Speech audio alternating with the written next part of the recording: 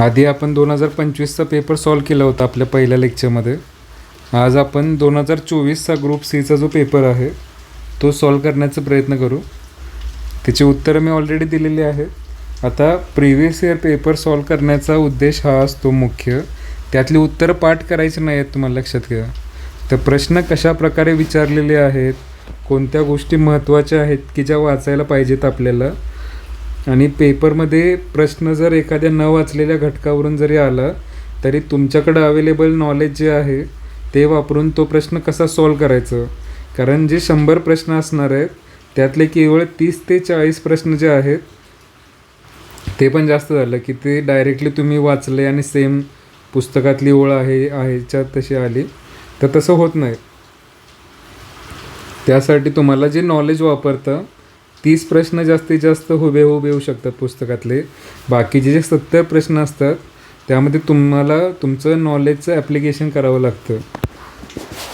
तर आपण 2024चा पेपर समजून घेऊया काय प्रश्न होते आणि त्यानुसार बघूया की पेपरची टफनेस लेवल जी होती किती होती किंवा कोणत्या क्षेत्रातले प्रश्न जास्त आहेत यामध्ये. आता स्टेटमेंट मी रीड करतो. आता समजा एखादी गोष्ट मराठीमध्ये ट्रान्सलेट केलेली असेल तर ती काही वेळा अवघड वाटते आपल्याला, तर इंग्लिशमध्ये पण त्या शब्दाचा अर्थ चेक करायचं जेणेकरून कन्फ्युजन किंवा मराठी शब्द काही वेळेस अवघड असतं, त्याचा अर्थ समजत नसेल, खाली इंग्लिशमध्ये ट्रान्सलेशन आहे ते एकदा रीड करून घ्यायचं. पेपरमध्ये पण तुम्हाला बायलिंग्वल पेपर असतो, मराठी आणि इंग्लिश सायमल्टेनियसली. काय आहे क्वेश्चन बघा.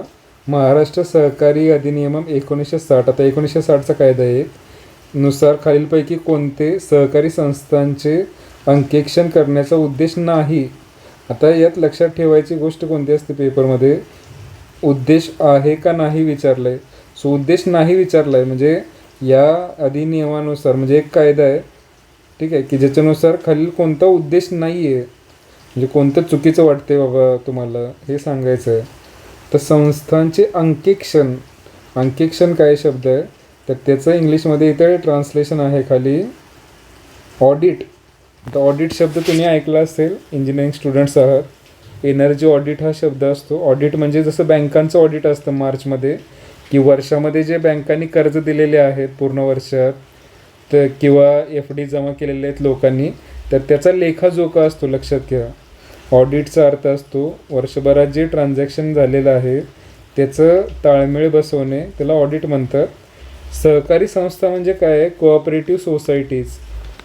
जसं सहकारी साखर कारखाना आहे की त्याचे सभासद असतात, मग किती ऊस आला कारखान्यामध्ये, शेतकऱ्यांना किती पैसे दिले, किती नफा झाला, किती तोटा झाला, याचा जो हिशोब आहे तो कोणत्या अधिनियमानुसार करतात तर 1960चा हा समजा अधिनियम आहे, म्हणजे थोडक्यात रेग्युलेशन कायदा आहे असं समजून घ्या. आता कोणता उद्देश नाही आहे हे विचारलेलं आहे. नाही हे शब्द लक्षात ठेवायचं. आपले सिली मिस्टेक्समध्ये जे 3-4 क्वेश्चन चुकतात ते या नाही किंवा होय शब्द व्यवस्थित न वाचल्यामुळे चुकतात. तर आता काय म्हणजे निगेटिव्ह कोणतं वाक्य आहे ते बघायचं की जे चुकीचं असेल, पॉझिटिव्ह वाक्य असेल ते बरोबर असणार आहे. सहकारी कायद्यानुसार नोंदणी झालेल्या सहकारी संस्थांनी हिशोबाची सर्व पुस्तके नियमानुसार ठेवली आहेत की नाही ते तपासणे.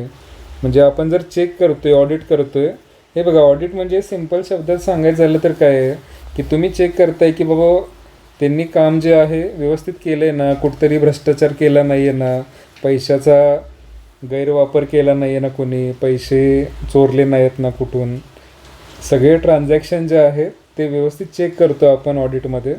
सो हे स्टेटमेंट बरोबर आहे की नियमानुसार नोंद ठेवली आहे एका पुस्तकामध्ये, तर हे ओके स्टेटमेंट आहे. सहकारी संस्थांची व्यवस्थापन म्हणजे मॅनेजमेंट सहकार कायद्याप्रमाणे आणि सहकारच्या तत्वानुसार होती का नाही, म्हणजे ते चेक करणार की जे कामं चालले आहेत ते रूलप्रमाणे होत आहेत का, वशिल्यानं कामं चालले आहेत, कोणाच्या तर ओळखीचं आहे त्यामुळे त्याला कर्ज दिलेलं आहे ठीक आहे, तर हे पण बरोबर आहे. तिसरं काय बघा, सहकारी संस्थेत गैरव्यवहार आढळल्यास संचालकांना जबाबदार धरून आर्थिक दंड करणे. आता हे थोडंसं एक्स्ट्रीम वाटतं, म्हणजे कोणाला जबाबदार धरायचं बाबा गैरव्यवहार सापडल्यावर. जर दुसऱ्याच कोणीतरी गैरव्यवहार केला असेल तर संचालकांना जबाबदार धरायचं का आणि त्यांना आर्थिक दंड. आता हे बघा आपल्यात दंड वगैरे या ज्या गोष्टी असतात या देण्यासाठी न्यायालय आहेत. समजतं. सो दंड वगैरे देणं हे ऑडिटवाल्यांचं काम नसतं. ऑडिटवाले फक्त चेक करणार चूक आहे का बरोबर आहे आणि ते पुढं सांगणार. सो आर्थिक दंड वगैरे करणं हे थोडंसं एक्स्ट्रीम वाटतं. सो क्वेश्चन मार्क करू आपण याला. नंतर काय बघा, सहकारी संस्थांच्या जमा खर्चातील चुका आणि अफरातफरीचे व्यवहार शोधणे. म्हणजे काही नाही घोळ केला आहे का बाबा, पैसे कुठेतरी घालवल्यात का किंवा काही कॅल्क्युलेशन मिस्टेक केल्यात का हे शोधणे. तर हे बरोबर वाटते लॉजिकली. सो डाऊटफुल हे आहे, म्हणजे हे मी डायरेक्टली चुकीचं आहे असं म्हणत नाही आहे, पण बाकीचे जे 3 आहेत तर ते ऑडिटमध्ये करू शकतो. पण हे जे आहे संचालकांना जबाबदार धरून त्यांना शिक्षा द्यायची, तर ते थोडंसं एक्स्ट्रीम वाटतं, अतिशयोक्तीचं वाटतं. आता प्रश्नामध्ये काय काय बघा, फक्त सी चुकीचं आहे, म्हणजे नाही कोणता उद्देश, फक्त सी उद्देश नाही आहे. त्यानंतर आणि क उद्देश नाही आहे, म्हणजे नोंदणी तपासणे हा उद्देश नाही आहे. त्यानंतर BCD हा उद्देश नाही आहे, फक्त उद्देश नाही आहे. ठीक आहे. तर मी काय सांगितलं, हे तिन्ही जे आहेत ब आणि ड हे उद्देश वाटतात, वेरेस क थोडंसं डाऊटफुल आहे. सो जर उद्देश वाटत असेल तर हा पर्याय चुकीचा आहे. ब आणि ड वाटत असेल तर हा पण चुकीचा आहे. वाटते उद्देश हा चुकीचा आहे. तर राहिला एकच पर्याय. समजतंय. सो हे तुम्हाला जमलं पाहिजे. हा अधिनियम कुठल्याही पुस्तकात तुम्हाला वाचायला मिळणार नाही. हा कॉमन सेन्सचा क्वेश्चन आहे, म्हणजे एक्झाममध्ये तुम्हाला कॉमन सेन्स जास्त वापरावं लागणार आहे. तुम्ही किती पाठ करून गेला आहे, किती कायदे वाचले आहेत हे इम्पॉर्टंट नाही आहे. तर त्या प्रश्नात नेमकं विचारलं काय आहे ते जाणून घ्यायचं आणि त्यानुसार लॉजिक लावण्याचा प्रयत्न करायचं. सो हा तसं बघायला गेलं तर इझी कॅटेगरीचा क्वेश्चन आहे, लक्षात घ्या. तुम्ही म्हणाल सर आम्ही हा कायदाच वाचला नाही आणि कसं काय, तर कायदा जरी वाचला नसेल, सिम्पल ऑडिट शब्दाचा जरी अर्थ माहीत असेल तुम्हाला, तरी हा प्रश्न सॉल्व होऊन जाईल. नेक्स्ट काय बघा, आता हा जो पेपर आहे हा 2024चा पेपर आहे, 2 वर्षापूर्वीचा. आत्ता 26 आहे. सो त्यामध्ये जे चालू घडामोडीशी रिलेटेड प्रश्न असतील इकॉनॉमीचे, तर ते 23-24चं जे बजेट असणार, आर्थिक पाहणी म्हणजे बजेट आहे बेसिकली, किंवा इकॉनॉमिक सर्वे जो आहे. बजेट आणि इकॉनॉमिक सर्वेमध्ये काय फरक असतो, तर बजेट म्हणजे सरकार सादर करतं की आम्ही या वर्षात हा खर्च आम्हाला अपेक्षित आहे आणि हे आम्ही टॅक्सच्या स्वरूपात मिळणार आहे, त्याला बजेट म्हणतात साधारणतः. आणि इकॉनॉमिक सर्वे म्हणजे काय, की बाबा आम्ही अनालिसिस केलेलं आहे आपल्या अर्थव्यवस्थेचं. इकॉनॉमिक सर्वे खूप मोठा असतो, लक्षात घ्या. त्याच्यामध्ये मागील वर्षाचं, या वर्षीचं आणि पुढच्या वर्षाचं आर्थिक अहवाल जो आहे की काय भारताची स्थिती आहे, त्यानुसार कसं आपल्याला आर्थिक मॅनेजमेंट केलं पाहिजे हे दिलेलं असतं. सो महाराष्ट्राचं आता विचारलं हे, महाराष्ट्राची आर्थिक पाहणी सन 2023-24च्या नुसार राज्याच्या स्वतःच्या कर महसुलात कशाचा वाटा सर्वाधिक आहे. आता हे बघा, जर भारताचं कन्सिडर केलं आपण, भारतामध्ये इन्कम जो आहे, सरकारला जे पैसे मिळतात ते कोणकोणत्या फॉर्ममध्ये मिळतात जास्त, तर सर्वात जास्त गव्हर्मेंट ऑफ इंडिया जो आहे, भारत सरकार, इथं खाली मी दिलेलं आहे. आत्ताचं जे बजेट आहे 2025-26चं लक्षात घ्या, किंवा 26-27 म्हणतात आता याला, 26-27. जसं तुमचं अकॅडमिक इयर असतं कॉलेजचं, आता तुम्ही ॲडमिशन घेतलं तर 26-27 या इयरसाठी घेणार. सो बजेट जे आहे ते 26-27चं असतं. तर त्यामध्ये काय आहेत गोष्टी, इन्कम टॅक्स जे आहे तो 22% टोटल उत्पन्नाच्या, त्याच्यानंतर GST आहे, त्याच्यानंतर कॉर्पोरेट टॅक्स आहे. समजते. सो हे 3 महत्त्वाचे सोर्स ऑफ इन्कम आहेत सरकारसाठी. इन्कम टॅक्स म्हणजे तुमचा जो पगार असतो त्यातून काही रक्कम जे आहे ती टॅक्सच्या स्वरूपात कपात होते. आता हे 12 लाखाच्या वर असेल तुमचं उत्पन्न तर होतं कट, 12 लाखाच्या आतमध्ये तुमचं पॅकेज असेल तर इन्कम टॅक्स लागणार नाही तुम्हाला. GST म्हणजे काय, गुड्स अँड सर्व्हिस टॅक्स, की जो प्रत्येक पार्लेजी बिस्किट घेतल्यापासून ते प्रत्येक तुम्ही गाडी घेतली, काही गोष्ट परचेस केली तर त्याच्यावर GST असतो. कॉर्पोरेट टॅक्स म्हणजे ज्या इंडस्ट्रीज आहेत त्यांना जे प्रॉफिट होतं तर त्या प्रॉफिटवर ठराविक टॅक्स लागतो. समजतंय. सो हे 3 महत्त्वाचे सोर्सेस ऑफ रेव्हेन्यू आहेत सरकारसाठी. सरकारला जो पैसा मिळतो आणि सरकार जी योजना करते लोकांसाठी, त्यामध्ये जास्त वाटा जो आहे तो इन्कम टॅक्सचा आहे, त्याखालोखाल GSTचा आहे. आणि हे तिन्ही टॅक्स आहेत, लक्षात ठेवा. टॅक्स आहेत तिन्ही पण. इन्कम टॅक्स म्हणजे लोकांकडून घेतला जाणारं, GST म्हणजे सगळ्यांकडूनच घेतला जातो. हा तुम्ही पण देता, कोणतीही गोष्ट खरेदी केली, मोबाईलपासून ते बिस्किटपासून कोणतीही गाडी खरेदी केली, सगळ्यावर देतो आपण. कॉर्पोरेट टॅक्स म्हणजे इंडस्ट्री जे पे करतात टॅक्स सरकारला ते. आता महाराष्ट्राच्या महसुलामध्ये कशाचा वाटा आहे, आता खाली काय काय नावं दिलेत बघा. टॅक्स ऑन सेल्स म्हणजे जे विक्री कर जो असतो त्याच्यावर टॅक्स जो लावला जातो आहे तो. टॅक्स ऑन ट्रेड म्हणजे व्यापारावरती जो कर लावला जातो आहे. त्यानंतर GST goods and service tax. आणि नंतर आहे टॅक्स ऑन सोशल सर्व्हिस म्हणजे सामाजिक सेवा कर. आता हे जे बाकीचे 3 नाव आहेत ना, विक्री कर, व्यापार आणि हे ॲज कम्पेअर्ड टू GST खूप किरकोळ आहेत, लक्षात ठेवा.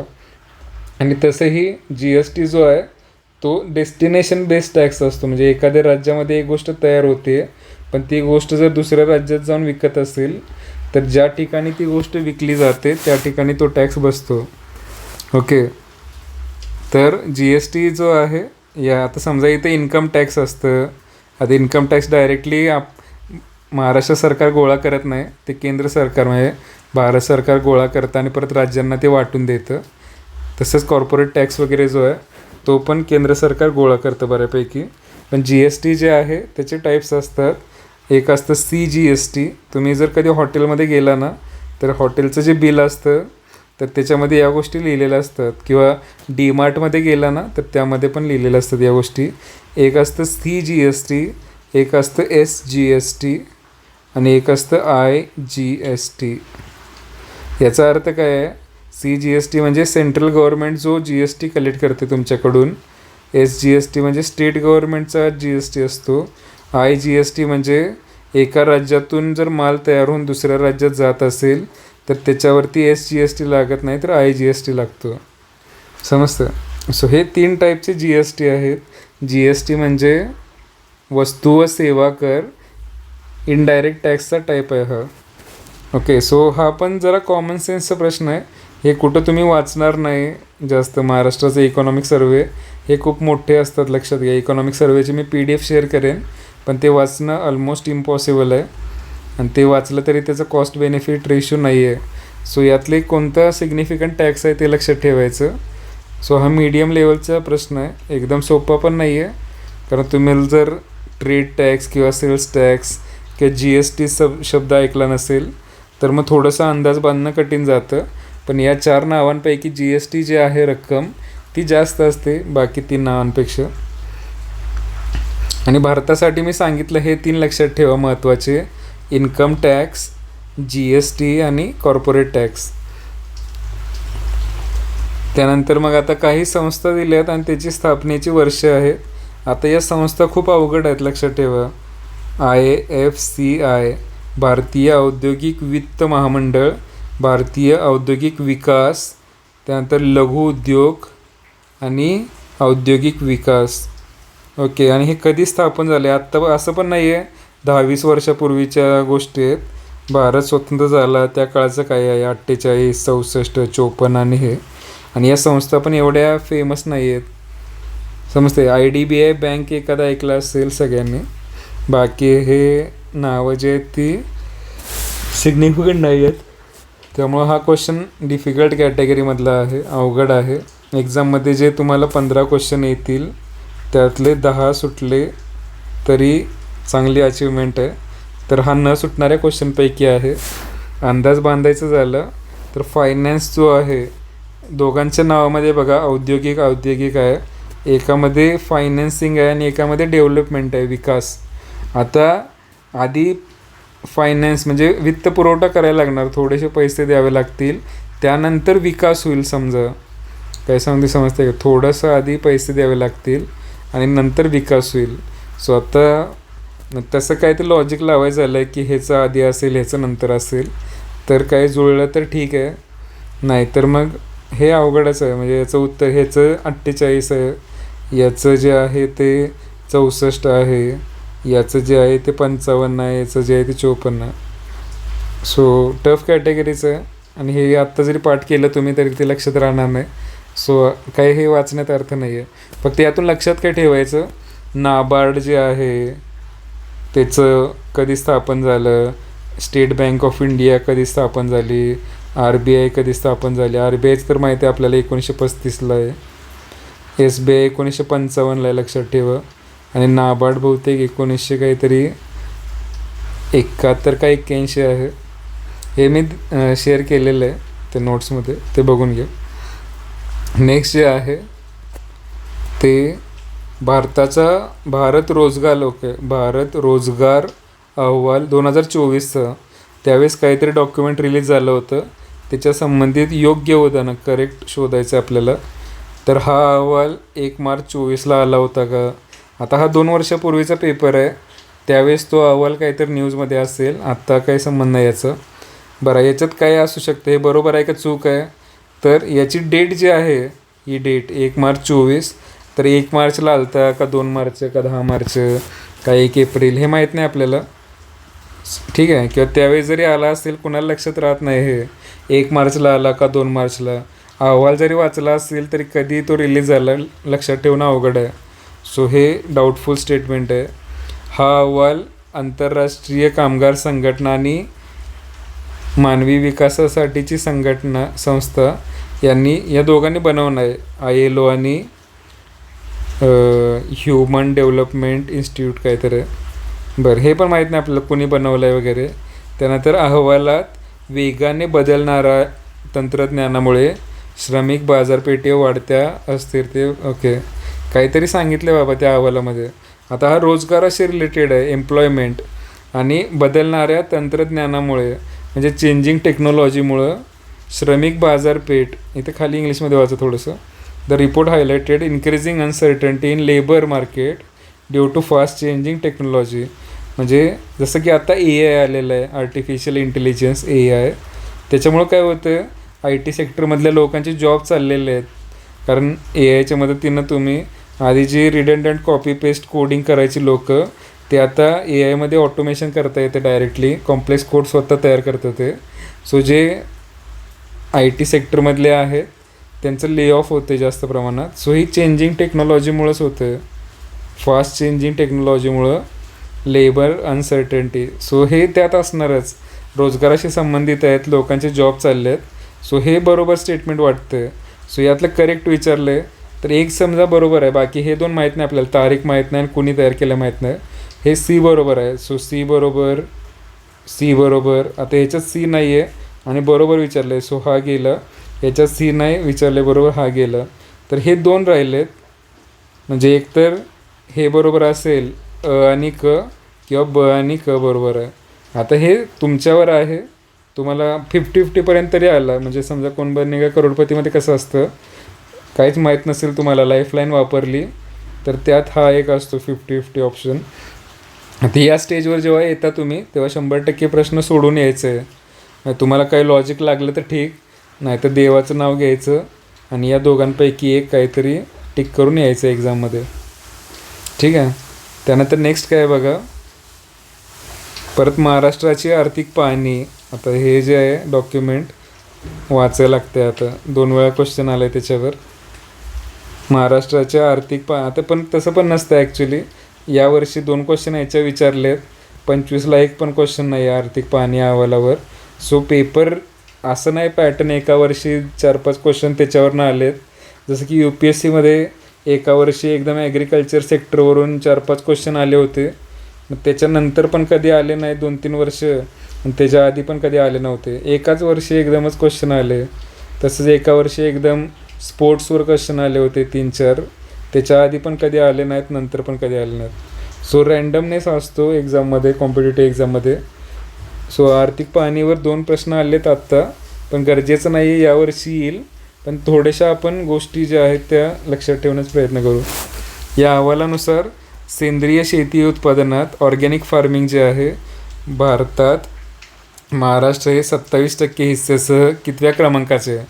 आता हे अवघड आहे लक्षात ठेवणं.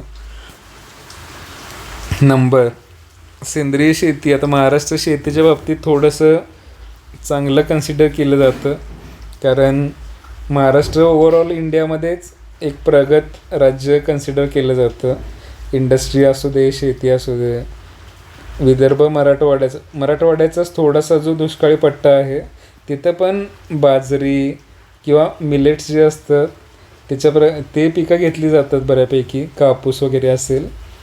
नाही तर पश्चिम महाराष्ट्रात पावसाचं प्रमाण जास्त आहे त्यामुळं ऊस असेल, नागपूर साईडला संत्री, नाशिकला द्राक्ष. आता सेंद्रिय शेतीचा अर्थ काय आहे? केमिकल विरहित शेती. समजते. सो त्याच्यात कितवा नंबर आहे महाराष्ट्राचा देशात? तर त्या ह्याच्यात दिलं आहे की दुसऱ्या नंबरला आहे आपण. मग रँक 1ला कोण आहे? तर मध्य प्रदेश आहे असं सांगितलं आहे. ठीक आहे. तर हे अवघड आहे. फर्स्ट आहे का सेकंड? म्हणजे हा कॅटेगरी सांगायची झाली क्वेश्चनची तर डिफिकल्ट कॅटेगरीचा क्वेश्चन आहे. सुटणार नाही हा कितीही वाचा तुम्ही. हा जो आहे तो मीडियम कॅटेगरीचा आहे. 50-50पर्यंत पोचू शकतो म्हणून आपण. हा जो वरचा होता हा डिफिकल्ट आहे, हा सुटणार नाही. ओके. त्यानंतर आता नेक्स्ट RBIची. ओके. खालील विधाने विचारात घ्या आणि शेवटी इथं वाचा काय वरीलपैकी कोणती विधाने बरोबर आहे. सो हे जे 4 वाक्य आहेत यातलं बरोबर कोणतं, चूक कोणतं सांगायचं. सो पहिलं काय? रिझर्व्ह बँक ऑफ इंडियाची स्थापना 1935. ओकेच, हे बरोबर आहे. हे माहीतच पाहिजे. बेसिक सगळ्यात क्वेश्चन आहे. सो आता हे जर माहीत आहे तुम्हाला आणि बरोबर विचारलं आहे तर ए बरोबर आहे आणि ए बरोबर आहे. इथं ए दिलंच नाही आहे, इथं पण ए दिलं नाही आहे. सो हे कट झाले डायरेक्टली. सो डायरेक्टली तुम्ही पहिल्या स्टेटमेंटवरून 50-50मध्ये आला. काय सांगतो समजतं आहे का? सो हे असतं तुमचं नॉलेजचं ॲप्लिकेशन. म्हणजे खालील 3 वाक्य वाचली नाही आहेत तुम्ही तरी पण तुम्ही 50-50पर्यंत आला. समजते. सो हा इझी कॅटेगरीचा क्वेश्चन येतो जेव्हा तुम्ही असं एका स्टेटमेंटवरून ऑलमोस्ट 50%वर आला आहे. आणि हे माहीतच पाहिजे. RBIची स्थापना RBI ॲक्ट 1934चा होता आणि 35मध्ये स्थापना झाली.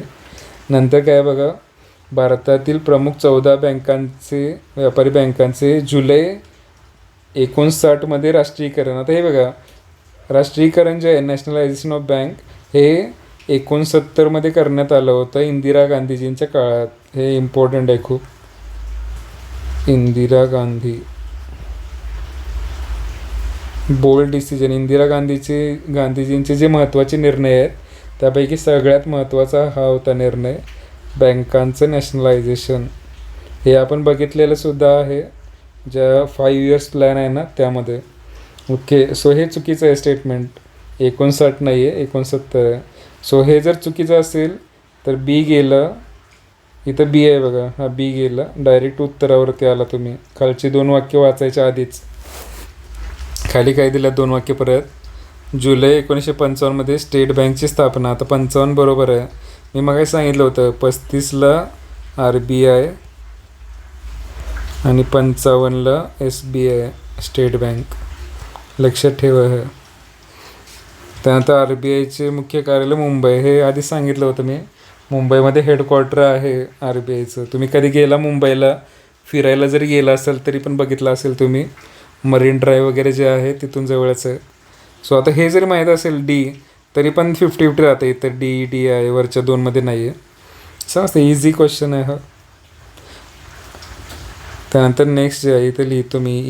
इझी लिहिलेलंच आहे इथं. नेक्स्ट जे आहे, राष्ट्रीय उत्पन्नाच्या हिशोबासाठी 93-94 या मूळ वर्षाऐवजी CSOद्वारे कोणते सुधारित वर्ष. आता हे अवघड क्वेश्चन आहे, डिफिकल्ट. कारण का 93-94ला ऑलरेडी आता किती वर्ष झालेत बघा, 32 वर्ष झाले असतील. आणि CSOनं काय सांगितलं आहे की ते सोडून कुठलं घ्यायचं आहे आपल्याला. तर हे कुठलं आहे 93. आता हे बघा, बदल जर करायचा असेल तर 93-94 बदललं आहे. लगेच 94-95 पुढचं वर्ष घेणार नाहीत ते. आत्ता मी आधीचं लेक्चर जे शेअर केलं त्यामध्ये सांगितलं आहे की आपलं CPI जो असतो, consumer price index, wholesale price index, याचं बेस इयर जे होतं CPIचं ते किती होतं 2012. त्यावरून चेंज करून आत्ताच्या 2026च्या बजेटमध्ये ते बेस इयर बनवलं आहे 2024. म्हणजे 12 वर्षांनी चेंज केलं याच्यात. समजतं आहे. तसंच WPIचं पण 2011-12 होतं बेस इयर, ते बदलून 2023-24 केलेलं आहे. सो एवढा जर फरक असेल तर 93-94चं लगेच 94-95 करणार नाहीत. समजतंय का? सुधारित वर्ष. सो थोडंसं मी हा तर ऑप्शन नसणार ऑब्वियसली. 97-98 आहे किंवा 99-2000. आता हे अवघड आहे थोडंसं सांगणं.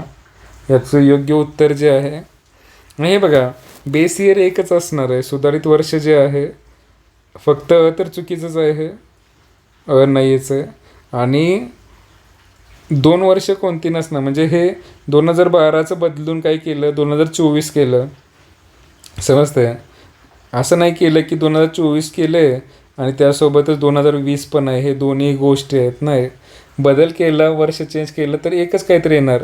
सो इथं ऑप्शन बघा काय आहे, हा तिसरं, की बी आणि सी ऑप्शन दिलं आहे. म्हणजे 97-98 पण आहे बदल केलेलं वर्ष आणि 99-2000 पण आहे. ॲक्च्युली हा ऑप्शनच चुकीचा बनवला यांनी. सो हा पण ऑप्शन कॅन्सल झालं. 2 ऑप्शन कॅन्सल झाले.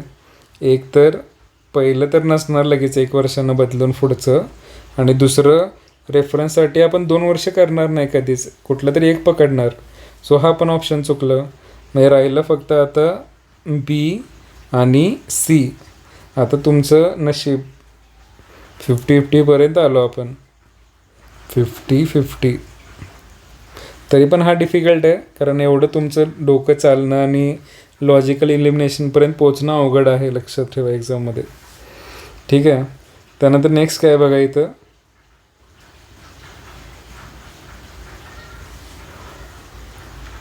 गुंतवणूकदार आणि उद्योजकांना राज्यात व्यवसाय करण्यासाठी अधिक पूरक परिसंस्था विकसित करण्याच्या उद्देशाने महाराष्ट्र शासनाने 23मध्ये कुठला कायदा लागू केला. आता यात काय, गुंतवणूकदार, इथं बघा काय, इन्व्हेस्टर्स आणि उद्योजक, एंटरप्रेन्युअर्स. म्हणजे आपल्याला महाराष्ट्रात सगळे उद्योग आणायचे आहेत चांगले चांगले, जेणेकरून महाराष्ट्राचा आर्थिक विकास होईल. त्यासाठी महाराष्ट्र सरकारने कुठला कायदा लागू केला आहे बाबा. आता वाचूया खाली. एक तर पहिलं नाव आहे मैत्री. आता मैत्रीवरनं काही कळत नाही आपल्याला काय विषय. खाली इंग्लिशमध्ये ट्रान्सलेशन बघितलं हे, तर मैत्री आणि कायदा काय आहे नक्की. मैत्रीचा शब्द आता तुम्हाला माहीत असेल, मित्र, मैत्रीण वगैरे. मैत्री म्हणजे काय आहे, म्हणजे ज्यानं काहीच वाचलं नसेल, असंच गेलं असेल पेपरमध्ये, तो प्रश्न वाचला समजा त्याला, आणि पहिलंच जर हे बघितलं ऑप्शन मैत्री, मग कायदा विचारला आणि लिहिलं आहे मैत्री, मग काही लॉजिक नाही आहे. सो मैत्री इथं खाली कॅपिटलमध्ये लिहिलं आहे. सो मैत्री हा एक शॉर्ट फॉर्म आहे कोणत्या तरी याचा. कारण मोदीजींच्या काळामध्ये काय आहे विषय, कोणतंही जी स्कीम असेल गव्हर्मेंटची तर त्याचं ॲब्रिवेशन जास्त फॅन्सी करायची प्रथा आहे. मुद्रा योजना, त्यानंतर असे खूप सारे आहेत, उज्ज्वला योजना. आता उज्ज्वलाचं ॲब्रिवेशन जे आहे ते काय शोधलं तर ते पण काहीतरी असतं, प्रत्येक योजनेचं शॉर्ट फॉर्म बनवतात ते काहीतरी, अटल, स्मार्ट सिटी वगैरे सगळं. ठीक आहे. सो मैत्री आता इथे कॅपिटलमध्ये लिहिलं आहे, याचा अर्थच हा आहे की याचं काहीतरी फुल फॉर्म आहे, एमचं काहीतरी असेल, एचं काहीतर. त्यानंतर नेक्स्ट कुठला कायदा आहे बघा. कायद्याचा उद्देश आहे इन्व्हेस्टर आणि एंटरप्रेन्युअर्सला एक असं वातावरण तयार करायचं की सगळे आले पाहिजेत. अंबानी आले पाहिजेत महाराष्ट्रात, त्यांनी काहीतरी पुणे MIDCमध्ये फॅक्टरी सुरू केली पाहिजे. अजून बाहेरच्या देशातले आले पाहिजेत, त्यांनी भारतात काहीतरी सुरू केली पाहिजे. समजतं.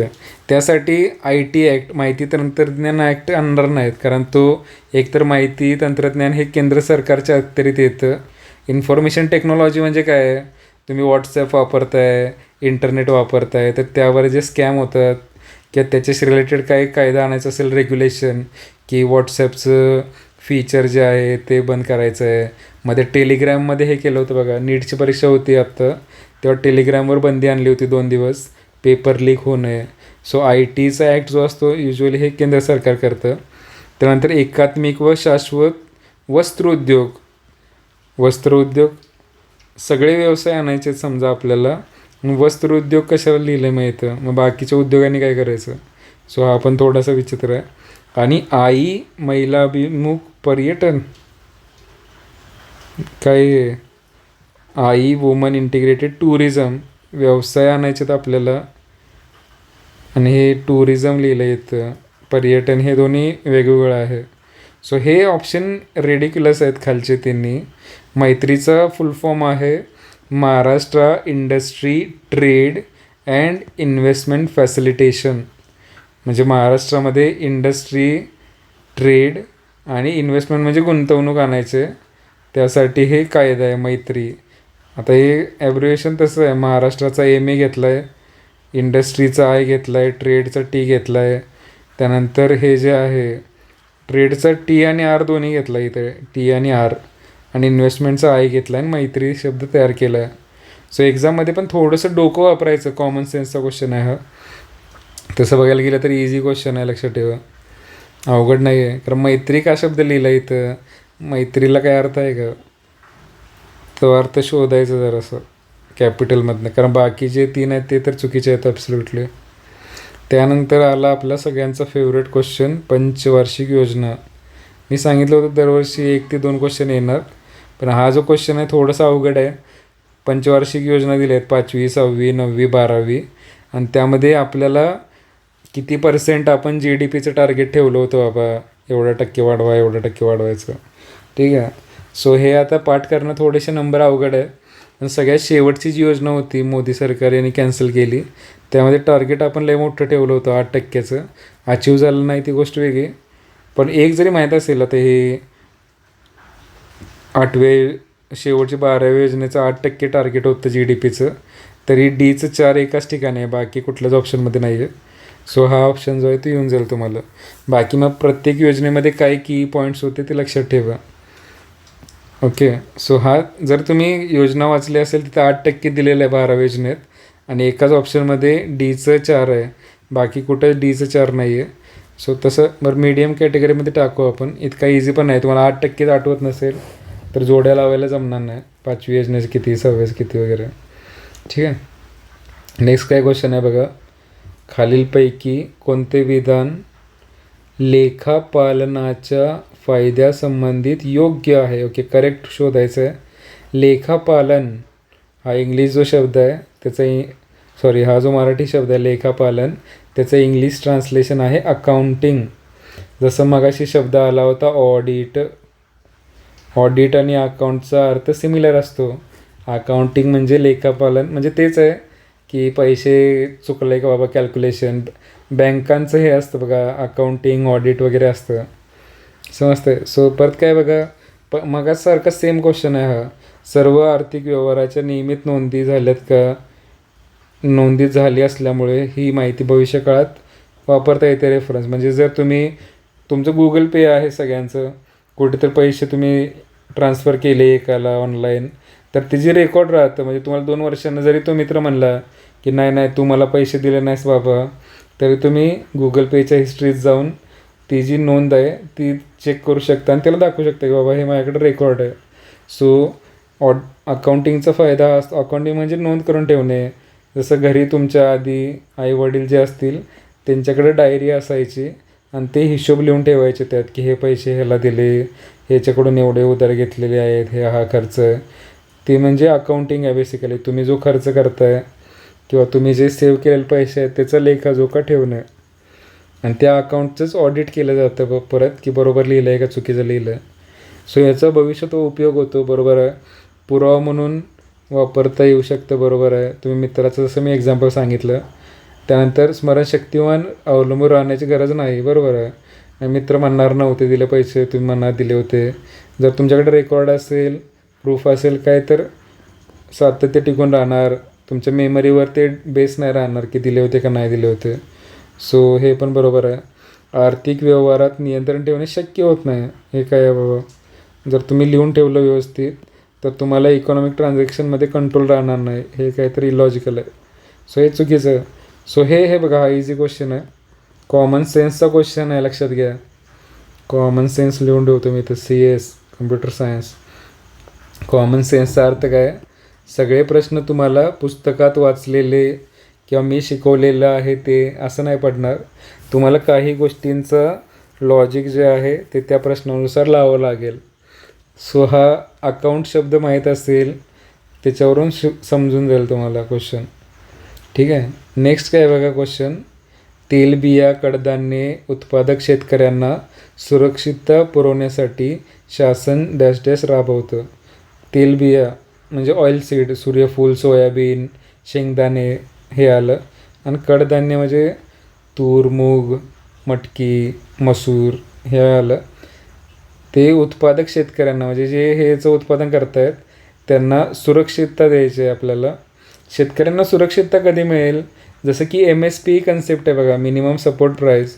किंवा शेतकऱ्यांचा माल खपला नाही, सरकार घेणार, तर त्याला सुरक्षितता मिळेल. किंवा ऊस उत्पादक शेतकरी आहे त्यांना FRP असतो, फेअर अँड रिन्युमरेटिव्ह प्राईस.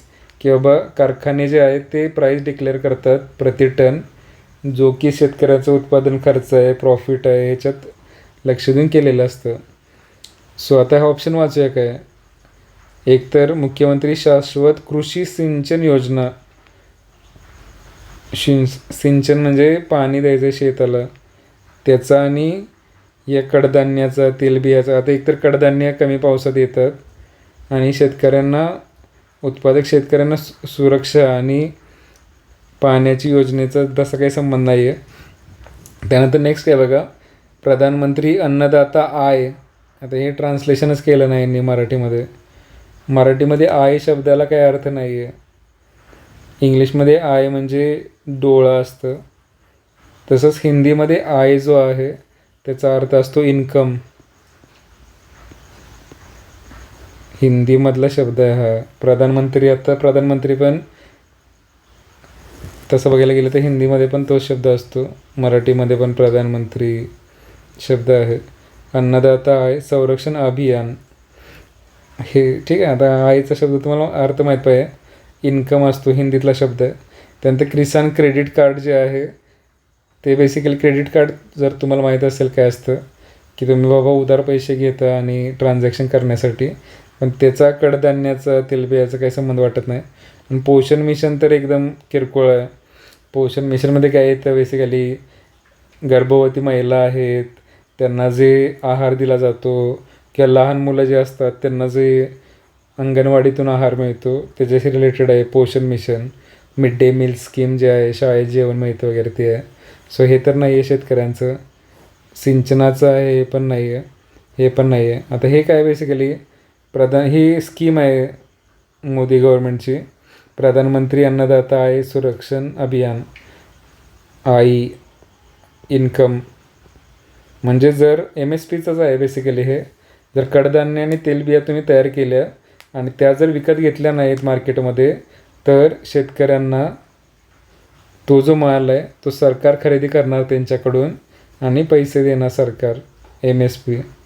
ठीक आहे. सो ही एक स्कीम आहे बेसिकली गव्हर्मेंटची, लक्षात ठेवा. तसेही विचित्र काहीतरी वाटतं हे मोठं. सो तेच आहे. सो आपण इझी आहे तसा क्वेश्चन बघायला गेलं तर. भारत सरकारचा 24-25 अर्थसंकल्प बजेट. आता हे जे आहेत कोर इकॉनॉमीचं नाही, लक्षात ठेवा. हे करंट अफेअर्स ओरिएंटेड आहे इकॉनॉमी. करंट अफेअर्स म्हणजे दरवर्षी बदलणार या गोष्टी. दरवर्षी बजेट येतं फेब्रुवारीमध्ये, समजते. सो ते बजेटशी रिलेटेड मी शेअर करेन काही गोष्टी. प्रमुख बाबींचा विचारात घ्या. आता यात काय दिलं आहे, शिक्षणावरचा खर्च हा ऊर्जेवरच्या खर्चापेक्षा जास्त आहे आणि शिक्षणावरील खर्चापेक्षा आरोग्य. म्हणजे सरकार जे आहे ते खर्च करत असतं वेगवेगळ्या क्षेत्रांवर, तर कुणाचा खर्च जास्त आहे, एज्युकेशनचं जास्त आहे का, एनर्जीचं जास्त आहे का, हेल्थचा जास्त आहे, ती नाही तिथं. यात काय सांगितलं आहे, शिक्षणावर ऊर्जेपेक्षा जास्त खर्च होतो आहे. म्हणजे आपली जी शाळा आहे त्याच्यांवरती तुम्हाला स्कॉलरशिप वगैरे मिळतात, फी माफ होते, त्याच्यावरती जो खर्च करते सरकार. आणि एनर्जी म्हणजे वीज तयार करण्यासाठी जे अनुदान देतं, बाकीच्या गोष्टी आहेत, सोलर सबसिडी वगैरे. आणि नंतर तिसरं आहे हेल्थवर. तर आता हे बघा, भारतामध्ये सगळ्यात गंभीर जी गोष्ट आहे ती म्हणजे हेल्थ आहे, लक्षात ठेवा. सरकार जेवढा खर्च करायला पाहिजे तेवढं करत नाही त्याच्यावर. ठीक आहे. सो आता हा तसं बघायला गेलं तर डिफिकल्ट क्वेश्चन आहे, डिफिकल्ट. कारण का दरवर्षी हे वाटप जे आहे सरकारचं ते चेंज होत असतं. कधी सरकार हेल्थला जास्त प्रायोरिटी देणार, कधी एज्युकेशन, कधी हे. सगळ्यांना प्रायोरिटी द्यायला पाहिजे, पण सरकारच्या बजेटमध्ये त्या गोष्टी ठरलेल्या असतात. सो 24-25चं हे जर बजेट घेतलं तर त्यात काय आहे बघा, त्या बजेटच्या डॉक्युमेंटमध्ये एज्युकेशनचं जास्त आहे हेल्थपेक्षा आणि हेल्थचं जास्त आहे एनर्जीपेक्षा. सरकारनं खर्च जो केला आहे किंवा बजेट जे आहे 1.25 लाख करोड, पुढं करोड लावायचं, कारण 1.25 लाख एवढं बजेट नसतं. 1.25 लाख आपलं बजेट असेल मुलांचं शिक्षणाचं वर्षाचं. आता कॉलेजेसच्या फी इतक्या झाल्यात की तुमच्या कॉलेजची फी 1.25 लाख असेल. सो 1.25 लाख करोड एवढं जे बजेट आहे ते शिक्षणाचं आहे. 24-25चे आकडे सांगते मी. त्यानंतर हेल्थचं होतं 89,000 करोड आणि एनर्जीचं होतं 68,000 करोड. पण आता म्हणजे हे जर वाक्य बघितले तर यामध्ये शिक्षणाचा ऊर्जेपेक्षा जास्त आहे ऑब्व्हियसली, आणि शिक्षणावरील खर्चापेक्षा आरोग्यावरील खर्च कमी आहे. शिक्षण काय हे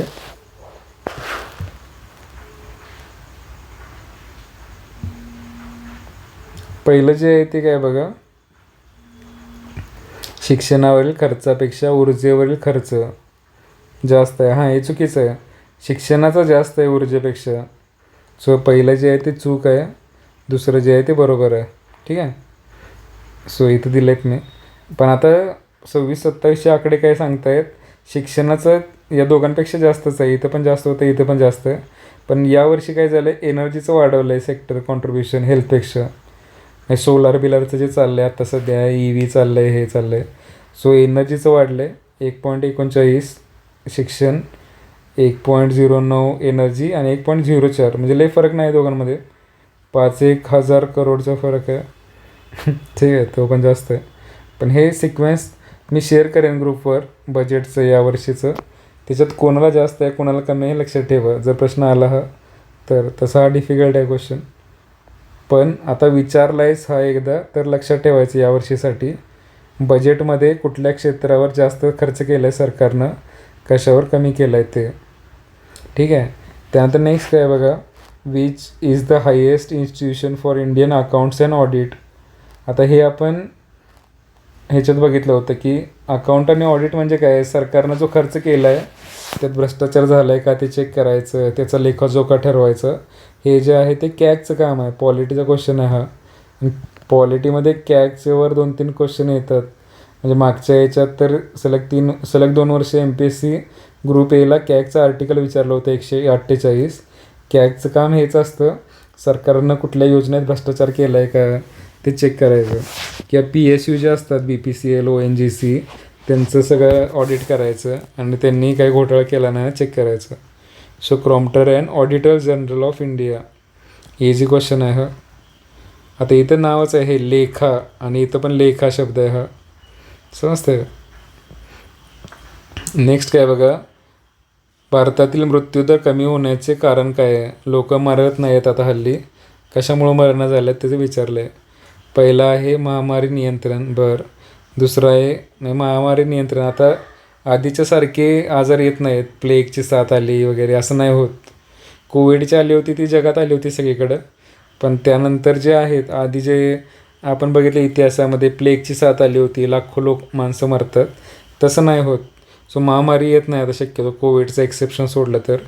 मलेरिया आणि क्षयरोग म्हणजे TB असतं त्याच्या घटनांमध्ये घट तर बरोबर आहे. TBसाठी खूप सारा अमिताभ बच्चन ब्रँड ॲम्बॅसिडर आहेत, त्याचे वॅक्सिन्स वगैरे आहेत. किंवा TBचा आजार पण आजाराचे ते औषधं पण आहेत बऱ्यापैकी.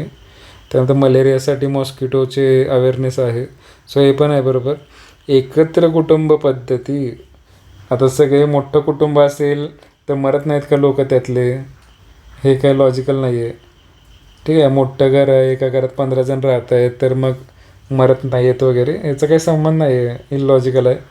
त्यानंतर नेक्स्ट काय बघा, शिक्षणाचा विस्तार आणि साक्षरतेत वाढ.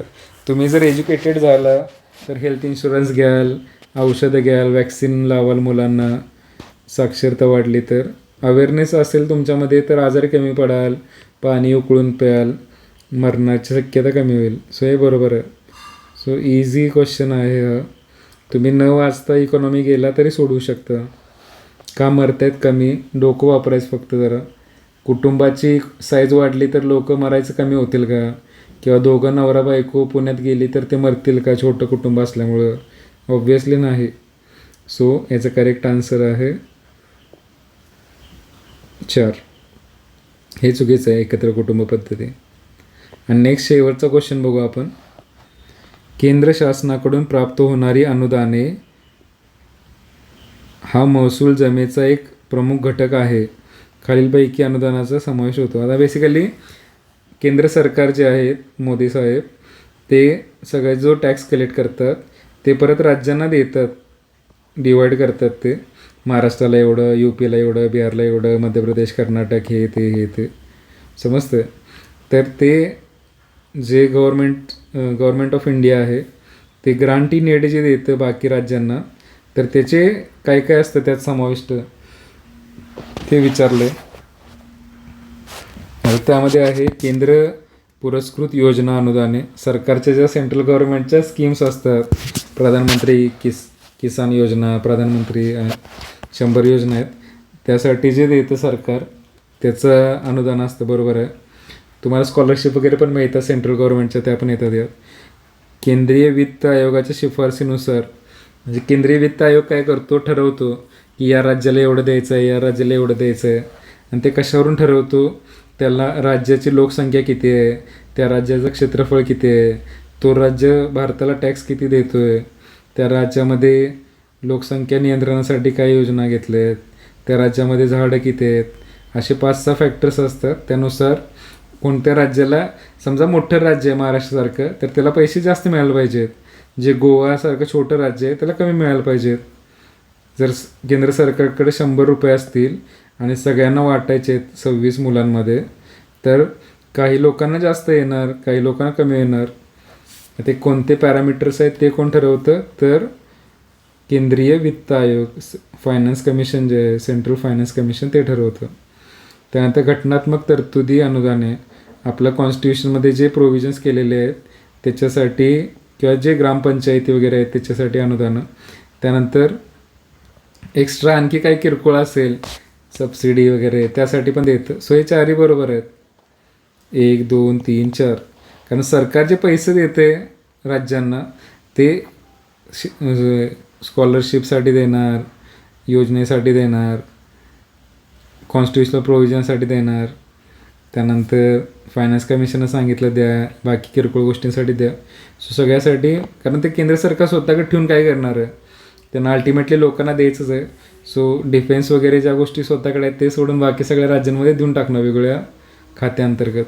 सो आपण तसं बघायला गेलं तर इझी क्वेश्चन आहे. सो आता आपण फक्त काउंट करू इझी टफ किती आहेत 15पैकी. आपलं टार्गेट 10च आहे, लक्षात ठेवा. 10 तुम्हाला सॉल्व झाले करेक्ट तरी तुम्ही जिंकलं. याचा अर्थ असा नाही की 10 बरोबर आहेत आणि 5 चुकलेत. 5 चुकले याचा अर्थ मग ते नेट 9 बरोबर येणार. त्याच्याऐवजी काय करायचं, 11 बरोबर यायला पाहिजे तुमच्या एक्झाममध्ये, आणि 4 चुकले याचा अर्थ 4 चुकल्याचं 1 वजा होणार, म्हणजे नेट 10 करेक्ट आले तुमचे. सो आता हे समजा 1 बरोबर येऊ शकतं, 1, त्यानंतर हे 2, त्यानंतर हे 3, हे डिफिकल्ट आहे सोडून देऊ आपण. त्यानंतर हे 4, त्यानंतर हे 5 मीडियम आहे सोडून देऊ. 6 हे डिफिकल्ट आहे. 7 डिफिकल्ट आहे. मीडियम, डिफिकल्ट, मीडियम, हा इझी आहे. 8 इझी झाले, हे चुकायला नाही पाहिजे तुमचे 8. आणि जे मीडियम आहेत, कोणकोणते मीडियम आहेत बघा. हा मीडियम आहे 1, 2 मीडियम,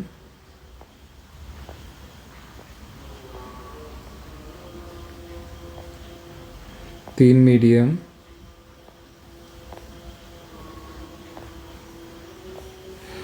ओके 3 मीडियम होते, पण त्यातले पण 50-50पर्यंत काय तर, म्हणजे 8 तरी इझी आहेत, चुकायला नाही पाहिजेत. 3 मीडियम होते, किती झालं, 8 आणि 3 11, आणि 4 डिफिकल्ट होते. आता 3 मीडियम जे आहेत त्यातले 2 बरोबर आले, आणि डिफिकल्ट 4 आहेत ना, त्यातलं पण एक 50-50पर्यंत येत होता. सो त्यातलं 1 बरोबर आलं, तरी 8 आणि 2 10 आणि 1 11. 11 बरोबर आले, 4 चुकले, तर परफेक्ट तुम्ही 10 नेट पॉझिटिव्ह स्कोरवर जातं. हे आपलं टार्गेट आहे, लक्षात ठेवा. सो यासाठी अभ्यास करायचं या प्रकारे. ठीक आहे, चल मग एंड करूया आपण.